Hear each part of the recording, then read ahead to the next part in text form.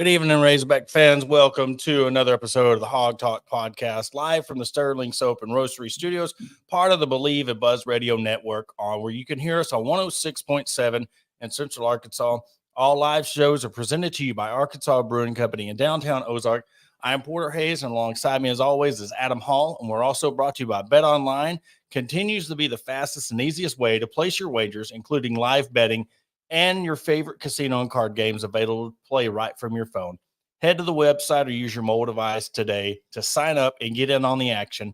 Remember to use the promo code BLEAV for your 50% welcome bonus on your first deposit. Bet Online, where the game starts. We go to the Meadows Lumber Hotline and bring in Chris Goodwin of the Arkansas Punishers. I've been following the team for a few years now since the start. Really appreciate you coming on. We know we have a big matchup this weekend coming up, man, and just talk about the season, talk about how everything's going, and of course, the big matchup this weekend. I appreciate you having me on. I've been a fan of the show as well, so it's really nice that you guys invited me on. The Punishers have been a team this is our fourth season now. We started in 2020 where, somewhere around there, the COVID kind of threw everything off. We got started. I actually played the first year. That's the jersey behind me here. Played offensive line that year. We went undefeated that year, won a championship, won a regional bowl game. They kind of do it differently at our level. You play in regional bowls and then national championships. We won the regional bowl, but didn't get selected to go to the national championship. Then I kind of retired out of football, took over as general manager in the second year. And then these last 2 years, I've kind of come into ownership and kind of, been spearheading the change for the football team and everything we've had going on. I've had a ton of help. I want to give a shout out to Trip Keeter and Hope Honorable. They're both have been amazing and huge helps, along with my co-owner, Terry Jordan. Those three, you want to talk about a backbone of an organization. That's them three right there. But, as you mentioned, yes, we do have a huge matchup this weekend. We're playing the three-time defending league champions out of Mississippi, the Brawlers. They're a very good organization, very good team. You got to be to win the league 3 times in a row. We got our work cut out for us, but it should be a good team on paper. This is a really good matchup. But, as we all know in the sports world, paper goes out the window when the whistle blows. So, we really look forward to going out there this weekend. And just what goes into building this program, building this team in this league. How hard is it to get guys to buy in? Because I'm sure, the money, saying, these semi-pro leagues, stuff like that. So, one, what's the process? Just take us through the process of start to finish, getting your roster set, and then trying to find a league to get into. Then now you're at the point where you're in your 4th season, just everything that goes into that. Yeah, so, you got to have a lot of money in the front end to kind of start things, and that's why, we had 2 other owners. The Punisher name came from military background. I was in the Army. Another one of our owners was in the Army, and another guy was in the Marine Corps. So the name came from those 2 guys have kind of left the football world, and they're with their families and all that, and pursuing other ventures. But, we got to have a lot of money in the front end because none of us get paid to do this. It's all voluntary. You got to buy uniforms. Most teams out there, the players, it's actually kind of players will pay a league or a team fee. We are blessed in that we don't have team fees. All of our guys that, I'm real, as a former player, I'm real big on playing first. Our guys, they work jobs, they do this, they do that. Well, when you come to us, you should worry about playing football. You shouldn't have to worry about I got to pay this fee. I got to do this, just come play. That's all we care about. But, you get the team set up. Recruiting is a lot different. It's a lot of, DMing and stuff like that, pretty much as like a college coach would. We just have a lot less to sell. We got, we come, you spend your Saturdays with us. We practice 2 or 3 times a week, and then Saturdays are the main days where we go about 3 or 4 hours, in the morning or in the evening. A lot of our guys, we sell them on the chance to just continue playing football. That was the big selling point to me when I started playing, was just to keep playing football. So when I started playing, it was fun to just suit up again. and a lot of guys play for that. We are blessed in that we've had a lot of players get collegiate and professional level looks. So we've been able to kind of use that in recruiting. Our roster, we've got guys. We used to have a former Razorback in Kalen Kellybrew, but he quit playing for us. He went to Arkansas, I believe, in 2011, 2012, which we all know were kind of sour years. But but he played for us, gave us a lot of good years. It's crazy that towards the end of him playing with us, he was still a D1 athlete, even getting older. We've got guys from Mississippi Valley State, Southern Arkansas, Arkansas Tech, all various high schools around the state. So we've kind of just built the roster. We went undefeated the first year, so then we can sell that we're a good team. The second year, it got kind of harder. We moved up from the single A level. It kind of works like baseball. Single A is the small, triple A is the big. Well, we went from single A to triple A because we had we thought we had the team for it, and we did. We recruited very well, played very well. But you learn real quick. It's kind of like going from what I'd imagine is the UFL to the UFL. It's a little bit bigger. Guys are good. You're no longer the only team with collegiate players. So we kind of moved up, figured out where we needed to improve and stuff like that.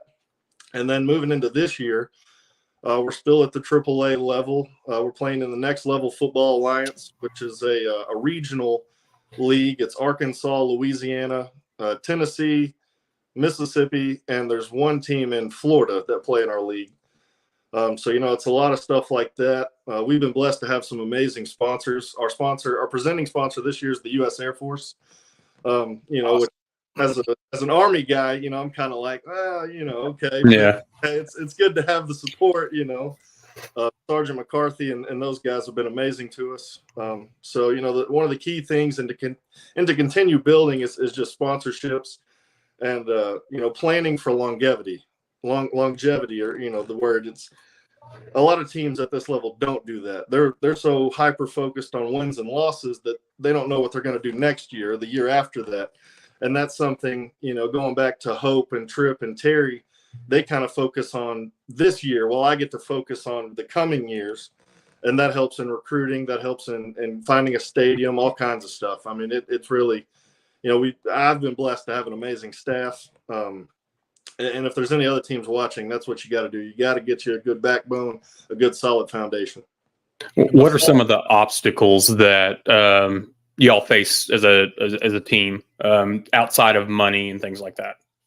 So the biggest thing is just battling work schedules. We all work a normal job. I have a normal job outside of football.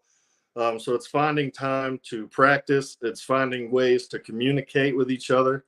Our coaches do a fantastic job of having Zoom meetings, Zoom practices.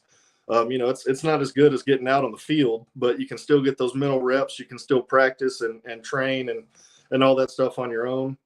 And another one would be transportation to away games. A lot of we carpool to a lot of games.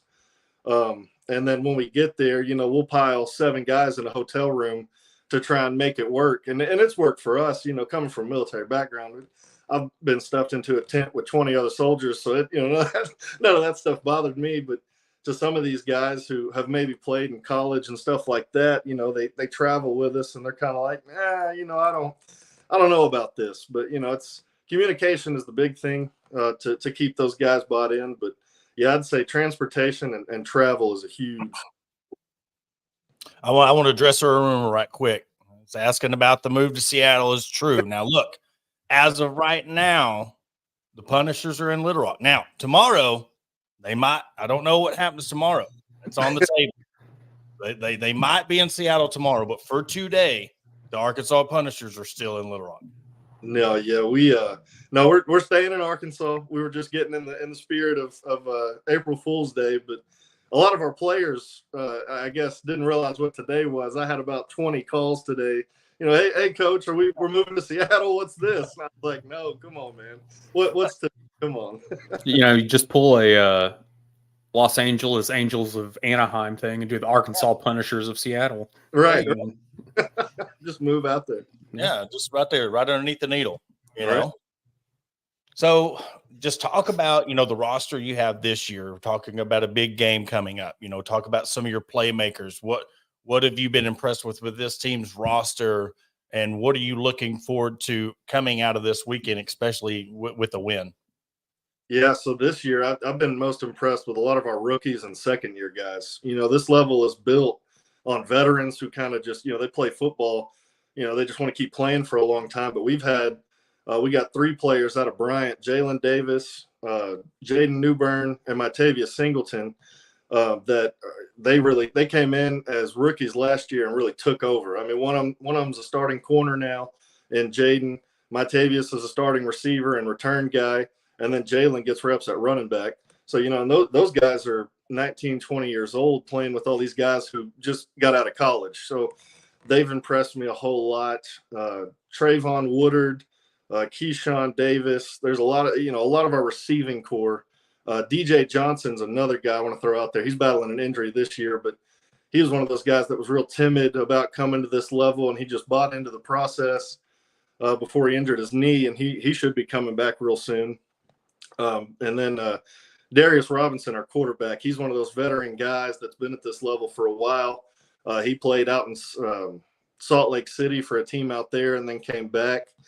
I could go on and on about how much he's improved due to our offensive coordinator, just actually working with him and spending more time with him. Mason Moody's our offensive coordinator. And then on the defensive side, we're getting Denarius Dooley back. He played at the University of Arkansas Pine Bluff, defensive end. He broke the sack record in our league last year. He had 26 and a half sacks. He's a monster on the defensive line. Dalen Conway's another guy. Josh Lamb.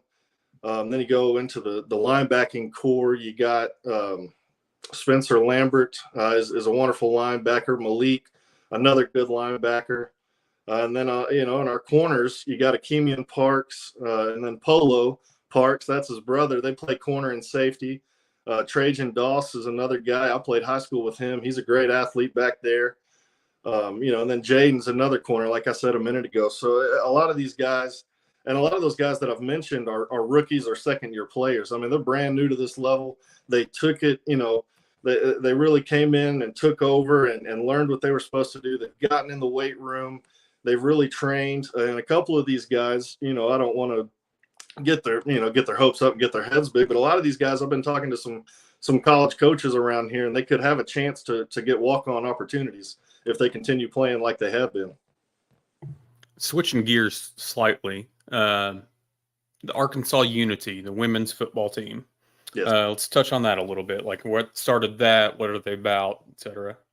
Yeah, so women's football, much like all of women's sports, is growing now. And Arkansas used to have a team called the Arkansas Wildcats, and they were very good. They won 2 or 3 championships, national championships, I believe. And they kind of went away around the 2015, 2016, maybe 2017. Around that time, they disbanded, went away. A lot of the players quit playing. But then, I've seen the rise in women's sports, and I have 4 sisters myself who all played sports. So I was like, why not bring that back? Why not try and get our own thing going here? Because we don't really have, I don't think we have any women's football in the state of Arkansas that I know of, or even close. There's a team in Mississippi, but yeah, it's women's tackle football, full 11 on 11, just like the men play.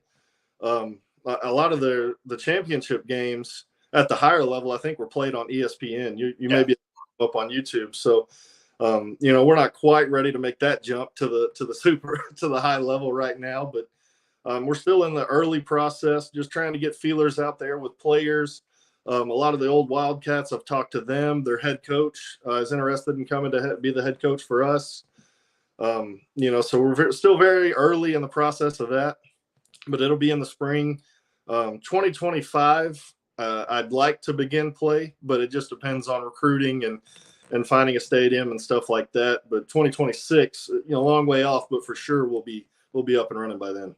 Well, the older we get, the faster the years go by. So, I mean, it'll be here before you know it. I mean, it's April, and what I wanted to get back was, you talked about Tech, you talked about all these schools, UAPB. Look at the rise of what Henderson and you got Southern Arkansas, Arkansas Tech, and then school that just won a national championship in Harding. What has that done? The D2 talent that's in the state, how has that helped your program? Because I noticed a lot of guys, you're talking about Tech and these type of players are on your team. Just how much has that elevated? And with Harding winning the national championship, have you ever thought about running a little triple option? I'll answer that first. Our offensive coordinator is very spread, very throw the ball. So it'd be a hard argument to get him. It'd be a good April Fool's joke. You go into practice tomorrow, like, hey, we're running a triple option this weekend against the 3-time defending champions. I mean, with the talent in the O-line we have, it could probably work. So that may be something I go to practice with. So bookmark that, Adam. Bookmark that. Right. But we no, it's definitely the level of talent that's come to our team. And when we won the championship our first year versus the roster this year, I think the roster this year could beat that team, and pretty handedly probably. A lot of the older players will argue with me on that one, but it's they come in with a different mindset. They've been through 3 or 4 years of a college program, a college weight program, all this and that. So they come with a different mindset. A high school player doesn't really know a whole lot of the ins and outs of football. They may know a lot. The guys from Bryant were coached very well. I can't say enough about them. But, the guys that come from Tech, that come from Harding, we've had a couple of former Razorbacks come out to practice and kind of feel things out. They just bring a level, a higher IQ level, a higher skill level, and then it makes the guys who haven't been to that level play hard. These guys, Trayvon Woodard, for instance, is a guy who's done really well this year who played at Pine Bluff High School. Well, he's practicing with DJ and Keyshawn, who both played in college. So he learned more, he learned a little tricks, he learned better. So stuff like that, the program. So you talked, you're really focused on the future seasons, and that's been, we'll say it, an issue with other teams, other. So where do you see the Punishers being? We'll just go kind of short term, the next 2 to 3 years. Yeah, so 2 to 3 years. We want to continue growing. We want to. I kind of want to get our roster to 75-25. Which would be 75 collegiate players, 25 high school or non, guys who haven't played football before. Just so, that leads to, film is everything. You got to have good film when you send to these colleges and when you send to these scouts. And so when we get better athletes that are playing with us, we can't help the talent we play against, but playing with us, I can send it to these college coaches and these scouts and they look at it better. And then, 2 to 3 years, hopefully a couple of more championships. That'd be very nice, obviously. So, yeah, and then I'd like to get some of these guys out of here. The end goal, when we first started this team, we told that first team, if all of you got signed, we'd start over again the next year. So that's kind of our goal. Short term is to get some of these guys recruited, go get degrees, go to college, or go get paid if you can. That's definitely the goal. And I know with away games, it's kind of, y'all have a way, working on streaming some of these games, getting something going, like maybe a YouTube where you can follow along. But I want you to give a shout out to your home field. I know last year you run into some issues about trying to find a home field and, being able to play your games at Heber Springs. I know that's a journey from Little Rock to play there. So just kind of give a shout out to them and also let everybody know how they can follow you, where you play your games, and get more fans in the stands. Yeah, it's definitely a big shout out. Last year they accepted us with open arms, immediately took us in. The community loved us. I think our first game, we broke our attendance record. We had close to 300 fans, which that puts a lot to, you go to a Razorback game, there's 75,000 people there, but at this level, having a crowd of 300 is unheard of. That's a lot. Mm-hmm. Yeah. So, that we had, they accepted us with open arms. And then they had a superintendent and an athletic director change this season. But they immediately, the same thing, took us in with open arms. We're right back at Heber Springs this year.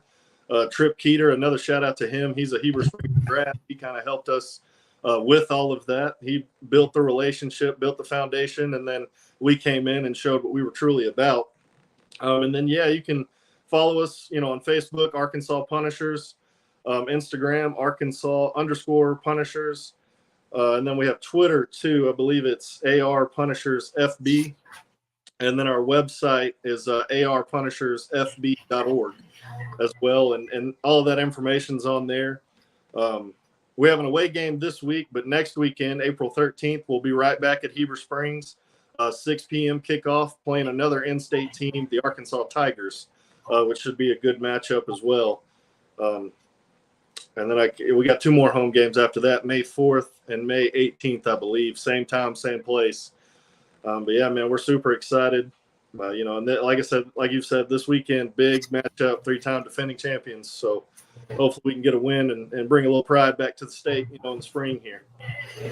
Well, I appreciate you coming on. And, yeah, we'll definitely be following along this weekend, updating the score. So whatever we can do to help, we always reach out, whatever we can do to help share scores, tag us in the score updates. We'll definitely share it. We'll keep everybody updated as the season moves along.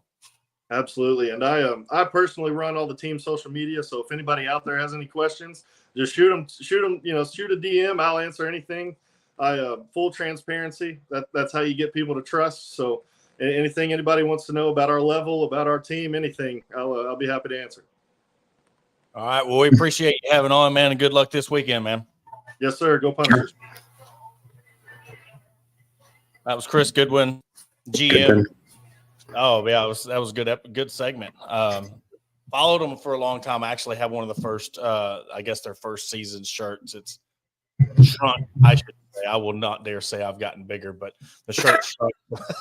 That's what it was. It's not that damn washer and dryer, Washer and dryer shrinks things, But no, it was awesome having him on, and that just shows the fans.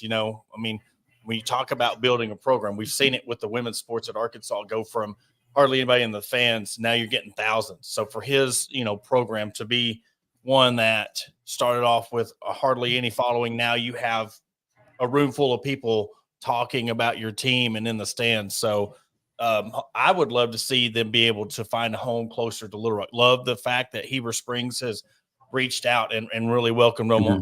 I know with them being in Little Rock, and it's you have somebody step up and be able to have more people be able to go to these games. But again, big weekend for them going up against 3-time defending champions. And I can't even remember the name of the team that he said, Mississippi Brawlers. So we'll be giving you score updates this weekend on that. Be sure to look at the Hawg Talk. We're going to take a quick commercial break. After the break, we're going to get into one of the craziest, I would even say exhausting.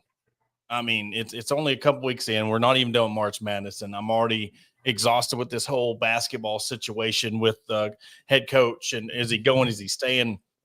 Welcoming in transfer portal players, and then, of course, what we went through, seen today on social media. But we'll be right back after the break. Attention DIYers and home improvement enthusiasts. Are you searching for the right tools and supplies to tackle your next project? Look no further than Mentor's Hardware Store. With locations in Ozark, Alma, and Clarksville, our vast selection of hardware and building materials is sure to have everything you need. Whether you're fixing a leaky faucet or building a new deck, most our knowledgeable staff is always on hand to offer expert advice and guidance. And with our competitive prices and convenient online ordering, Mentor's Hardware Store is your one-stop shop for all your DIY needs. Visit us today, and let's build something amazing together. Are you in need of legal representation? Look no further than the offices of Robertson, Beasley, Shipley, and Robinson. As the oldest law firm in the River Valley, we have been serving our clients for over 100 years, with locations in Ozark, Fort Smith, and Smith. Our experienced team of attorneys provide expert guidance and advocacy in a wide range of legal areas, including personal injury, family law, criminal defense, and more. Trust in our history and experience to the results you deserve. Contact the law offices of Robertson, Beasley, Shipley, and Robinson today at 479-782-8813.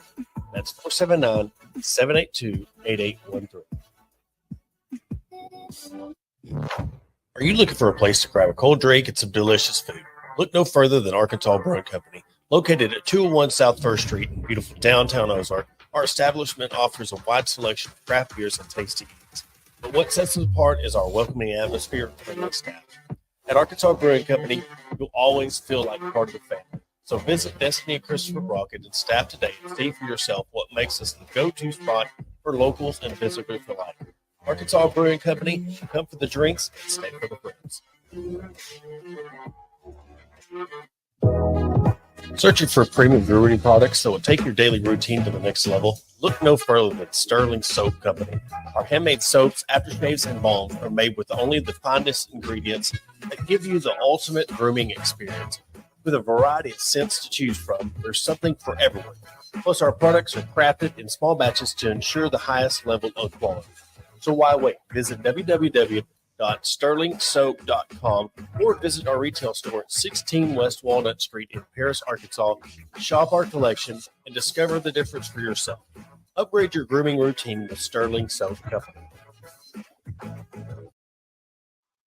And welcome back to Hog Talk Podcast. And Adam, we talked about having Chris on, talk about the Punishers, and really appreciate him coming on. But man, I didn't expect to have this whirlwind of a weekend. I know it's Easter weekend. You still have March Madness. And, we want to come on and talk about Arkansas's sweep over LSU. And I really hate that, we got the number one team in the country and you got to give them their props. But it just seems like this basketball situation keeps taking over the headlines. And you want to talk about the best team in the country and Hagen Smith sweeping LSU, but then today happens, and there was reports out yesterday about Muss not approving or not knowing about the video. Then Hunter Yurchek goes on a podcast, and it's turned into a big mess. And along with the NIL situation, Adam, if this doesn't tell you the disconnect that's going on with this university, why can't we get players? Why can't we do this? Why can't we do that? This is a reason why. This is one of the reasons why. If this point with social media and how big both guys are on social media, if you can't get on the same page, whether you're doing it as a funny joke or not, something just seems off. There's a disconnect going on. And last week when I was like, man, he's going to stay. He's here. This week and after today, and in what he said on that podcast, it makes you wonder, makes you do a lean toward the other way. When the video was posted last week, I honestly didn't think a whole lot of it. I was glad to see it because I thought it would put to bed a lot of the talk. And then you started hearing the rumblings from behind the scenes that Muss didn't know about it, didn't approve of it, or didn't approve that it be put out, etc. Personally, with the interview today, which I'm not one to tell obviously anybody what to do, I don't see why you even did the interview, to be completely honest. Now with the interview, I think that he said what I feel like any athletic director or coach would say. I'm here. He's here. He's with Arkansas. I didn't really like the line of, I don't know if he's going to leave or he could leave or whatever it was. But the fact remains, he's still Arkansas's coach. He's still actively recruiting for Arkansas. And until that officially changes, I feel like it's a lot of stuff that's getting blown way out of proportion. I know obviously we would like an official, something official, but at the same time, I think you could have left out the contract, there not being an extension on the table and there not being this, there not being that, and just called it like it was. But unfortunately it's out there, and I think it, like you said, it makes it kind of look like a mess that's not great for others. And, Mason Choate brought up a really good point, though. The podcast is based out of Southern California. It's weird how, I just wonder what this does to local media, the ones that are on the beat, the ones that are on the grind. And, Jackson Collier says that, well, if you've been paying attention, they kind of leaning towards it. And it just puts this cloud over the media. Like, they know this knowledge, but they can't release this knowledge. But yet we're hearing it on a podcast out of Southern California. He's going on record saying it here that this is that. But nobody in Arkansas media or whatever has the opportunity. And I just wonder if that's like what's going on with that, because there's some media out there that find that kind of disrespectful. That, look, why are we getting this from this podcast in Southern California, or what they say on their Twitter bio? Why aren't we able to be the ones that gets these interviews and be able to get on there, and you come on our show here and talk about it? Just, again, this whole thing's off, and it just seems very, it's again off, just unprofessional, because this is not like either one of them. And I feel like we're in I don't want to say a game, but I feel like we're in this spot that one is trying to force the other one's hand. And essentially, the players, us fans, etc., are kind of on the losing end of this, because left out of the dark. I don't understand why you go to a podcast in Southern California. Now, with that too, because I know there's been the speculation. My opinion, USC's job came open. Their coach, Andy Enfield, I think, took the SMU job. Who knows if Musselman's even their number one choice? Yeah, we don't even know. I mean, again, we're going back to reports of who they're eyeballing, who's this, who's that. Guess what?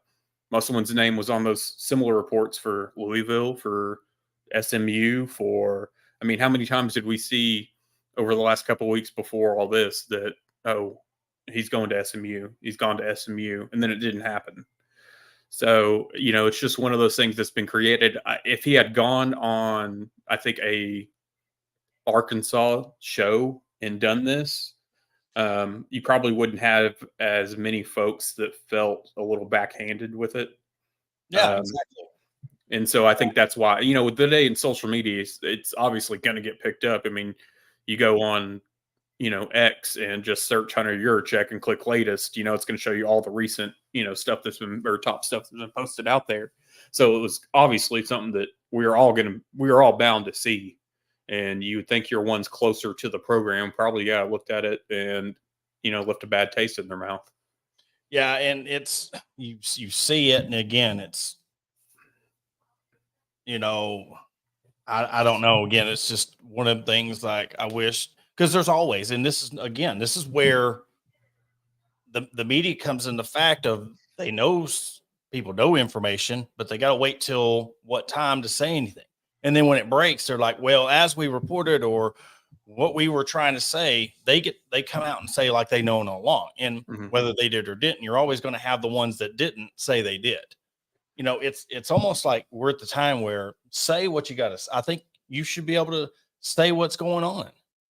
I don't understand these. But all it does is frustrate everybody, because we're dealing with people who are running a university. You're running a basketball program, and it's almost like we ain't got time for these shenanigans. You know what I'm saying? It's like, look, it's the same situation with the football program. You're not in the state of mind right now in your program to be doing this. You need to piss or get off the pot. Like, is he coming back? Or tell us, hey, we're in contract negotiations. We're in this. I think right now, especially, again, bring up this NIL. Let's bring up this edge. How are we expecting to get so many people to donate $25, $50 a month when we don't even know who our basketball coach is going to be next year?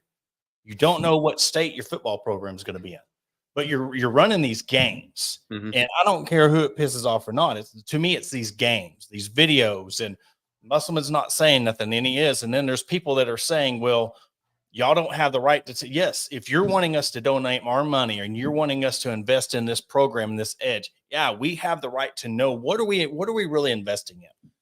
What's the state of the Arkansas Razorback athletic program? Your football program goes 4-8, 3-7, 2-10. Your basketball program doesn't make the NIT.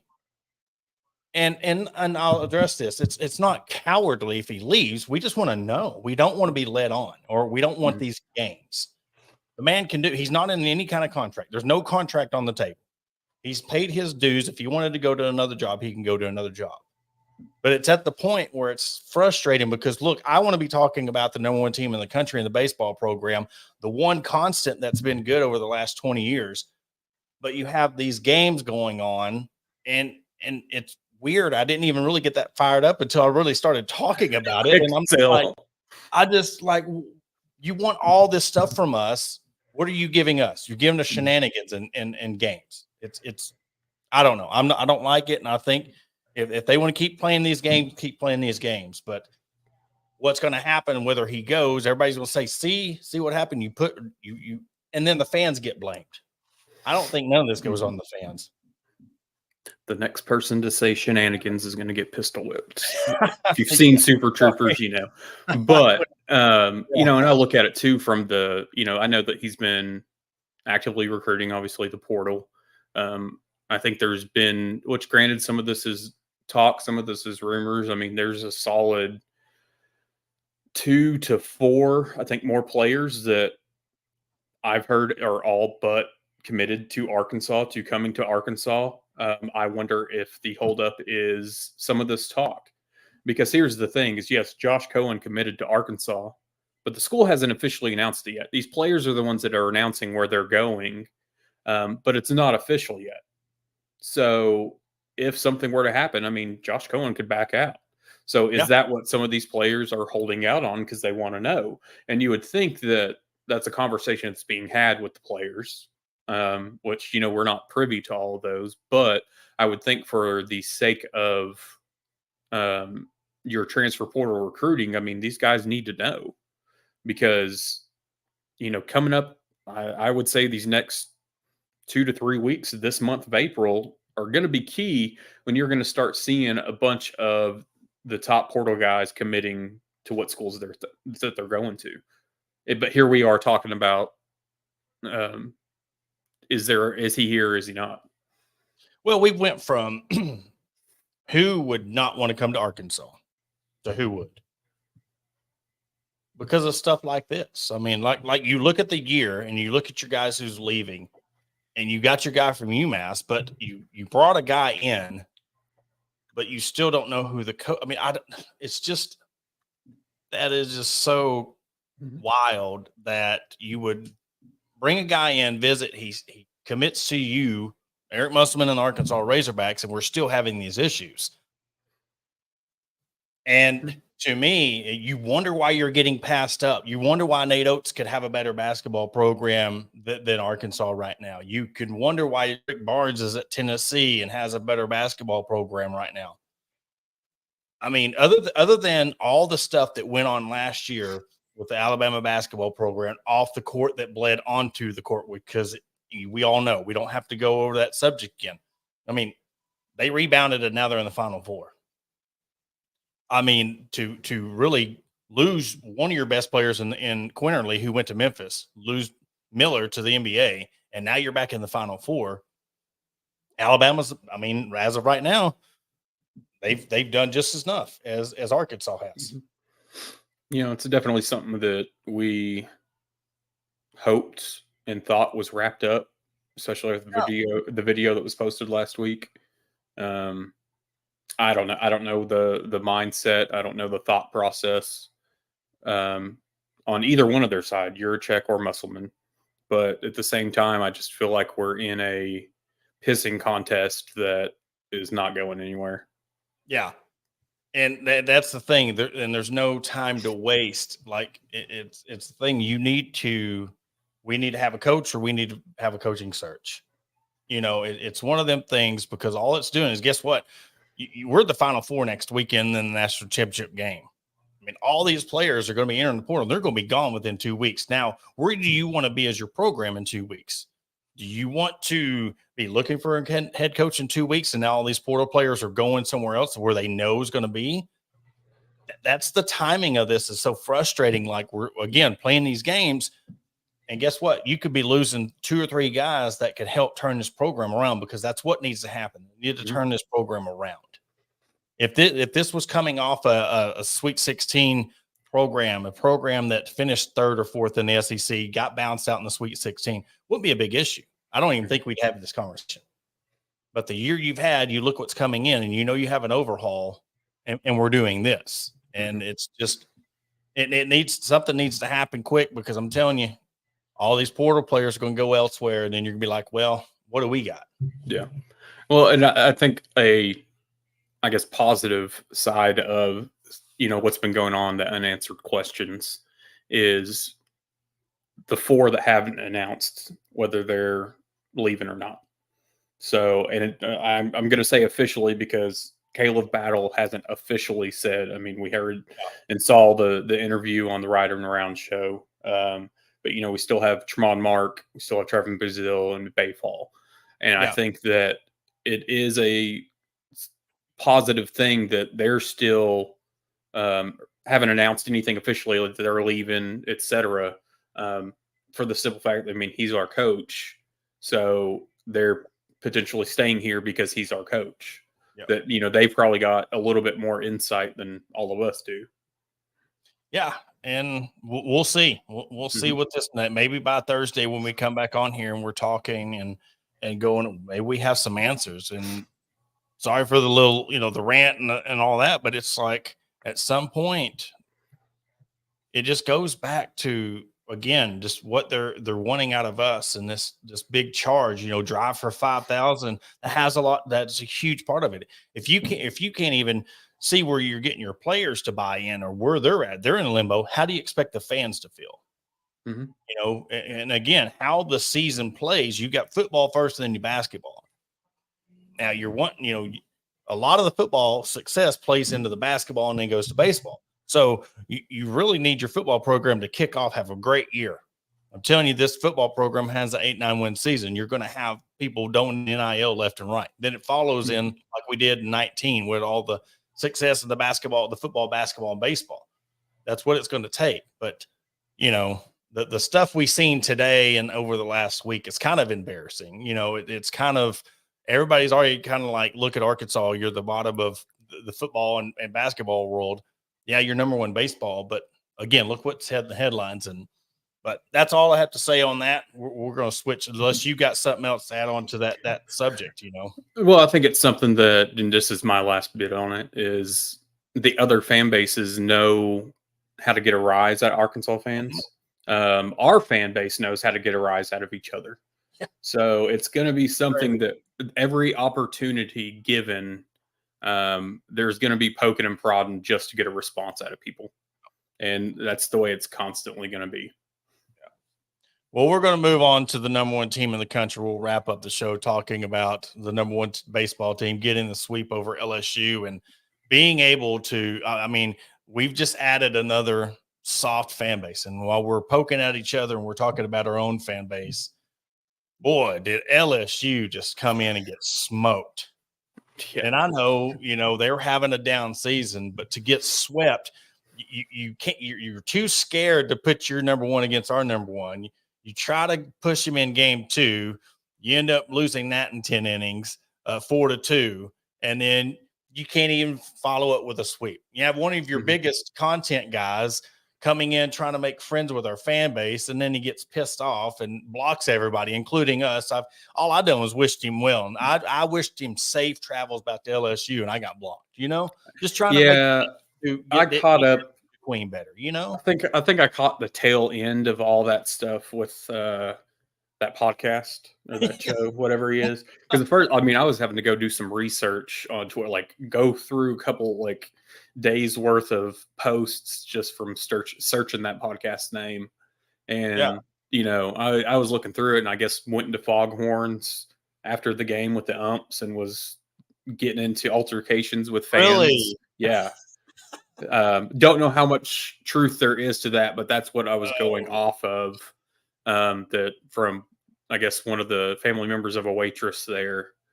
But, it's one of those, sour grapes. It's like, what you're getting into when you come to an opposing stadium and then you get butthurt when the opposing fans, just kind of rub it in your face a little bit. Yeah. But when you're immediately going to Twitter afterwards and talking about how we're playing y'all's song or whatever it was, it was us, it was our school, whoever's over all the music and stuff, trolling y'all.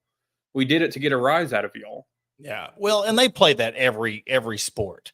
They play the next song you're talking about next. Yeah. And they play that in basketball, And they do that it doesn't matter if they're playing LSU. They play that every game. And I know that LSU wants to claim it, but they can't even claim the song.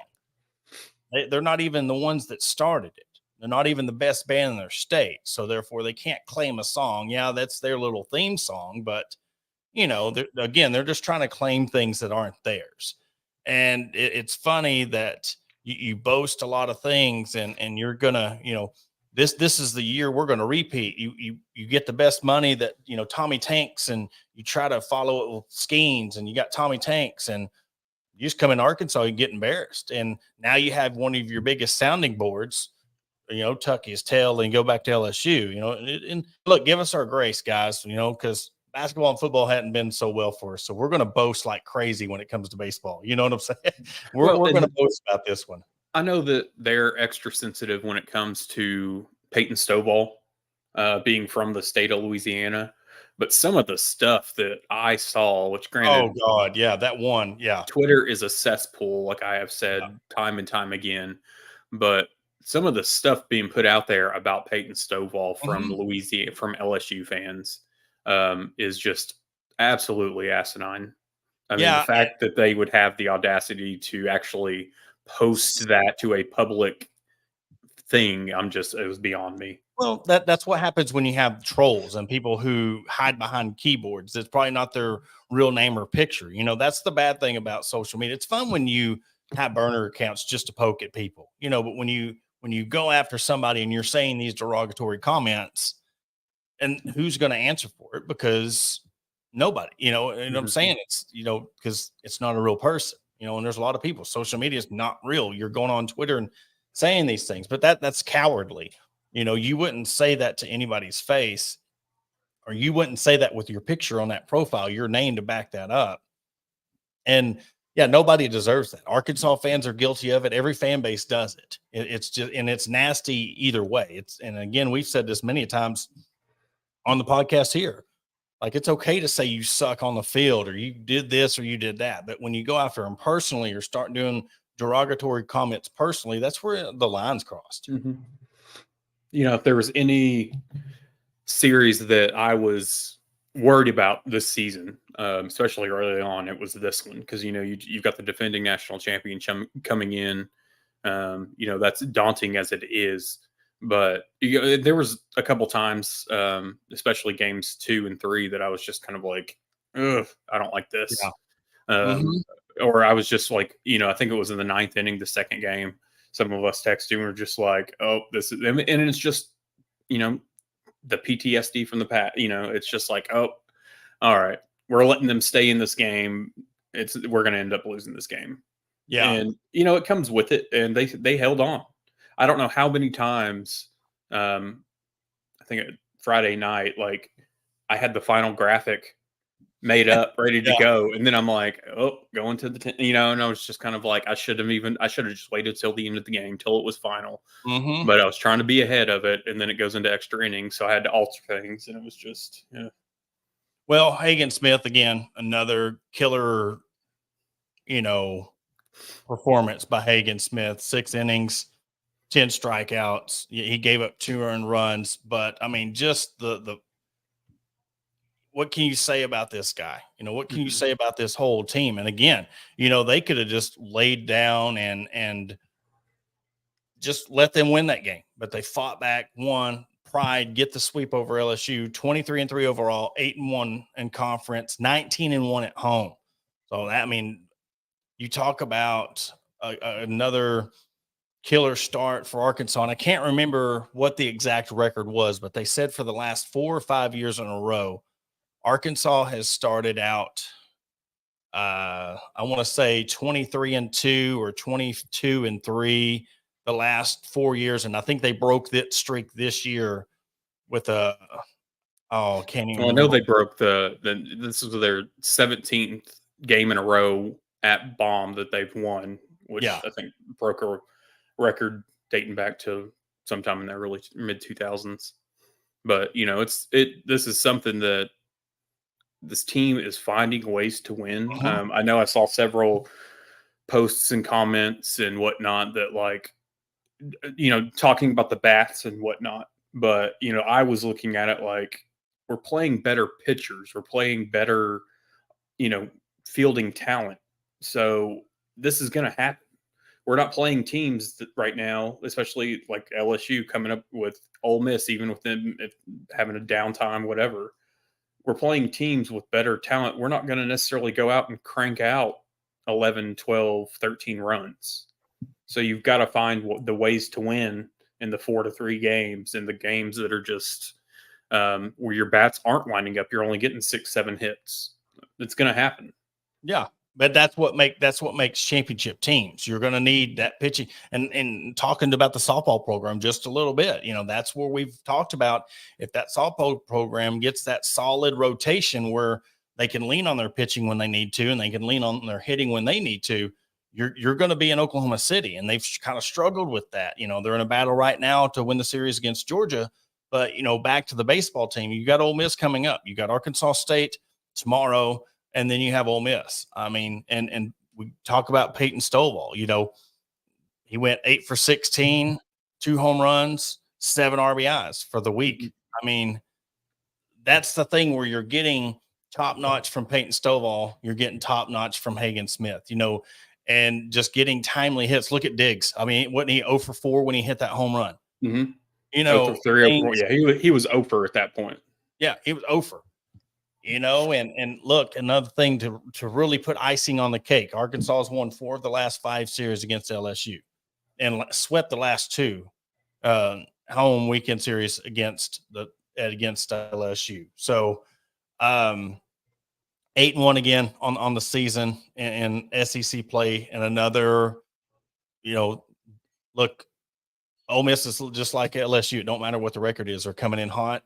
And the more Arkansas wins, and the more Hagen Smith does behind on the mound, the bigger that target's going to get. Yeah, and going back to the bats comment too, I listened to, or during the game they mentioned, I think at this point in time Arkansas was at like 36 home runs on the season, and they referenced Georgia being at like 74 home runs at the same point of the season, which it's crazy. You've doubled what Arkansas is doing, but looking at it.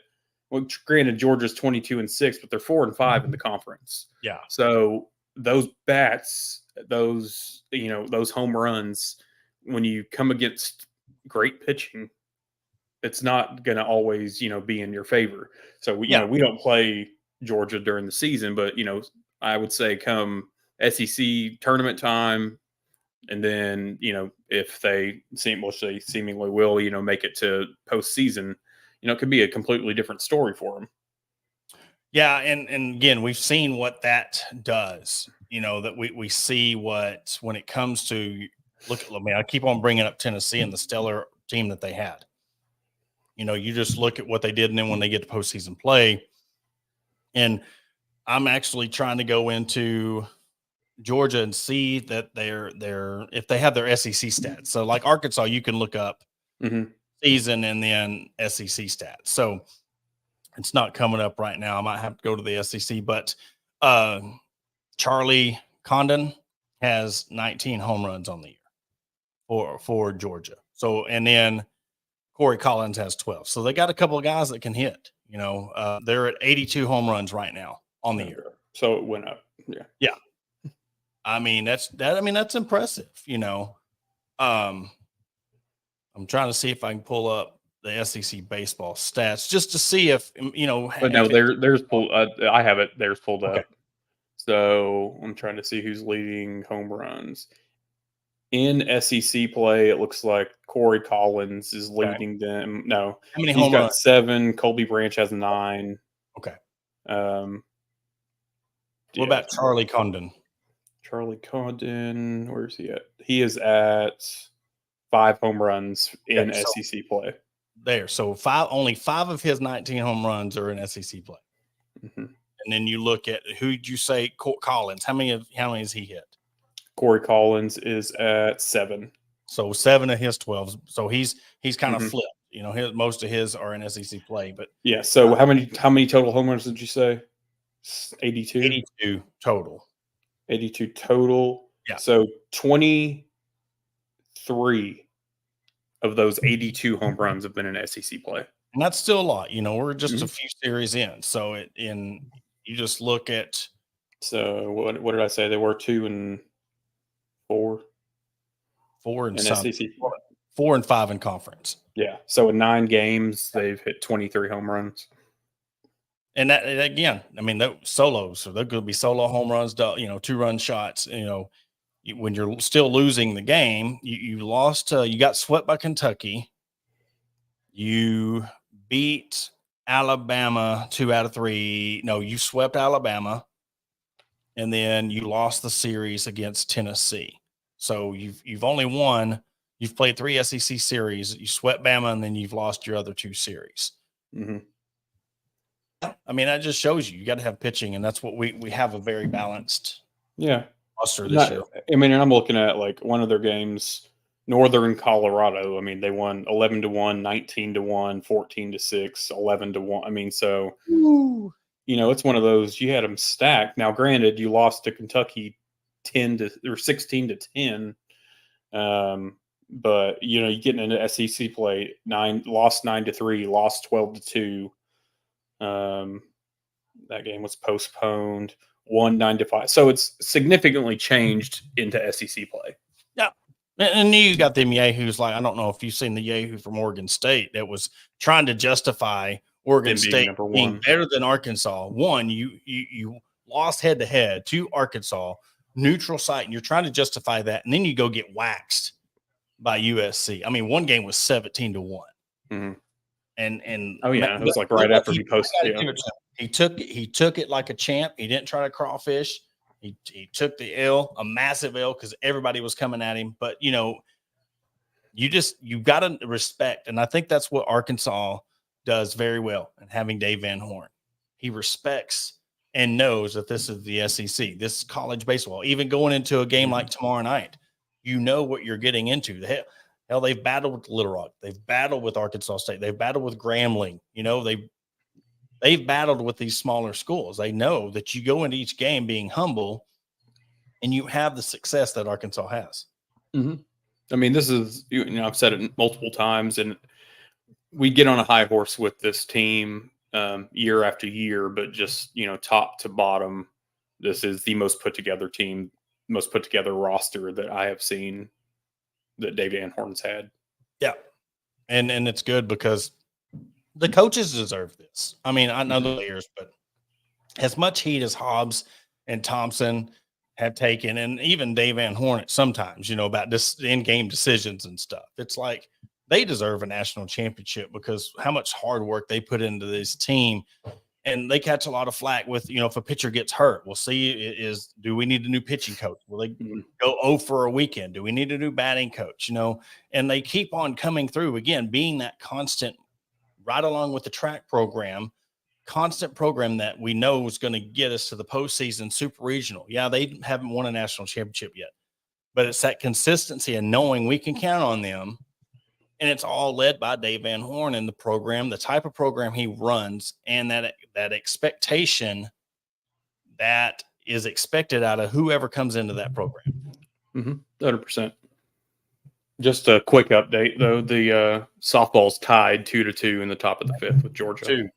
This is a rubber match with Georgia, number 3 ranked team in the country. Would be a big, big win for Arkansas to win this series. Again, let me look at their schedule pull their schedule right up real quick on who they have coming up this weekend. They're again at Georgia, then they play Missouri at home Friday, Saturday, Sunday. And so you go from the 3rd ranked team in the country to the 13th ranked team in the country. So another stacked, SEC, and then you have South Carolina after that. And look, they're not ranked, but they're good.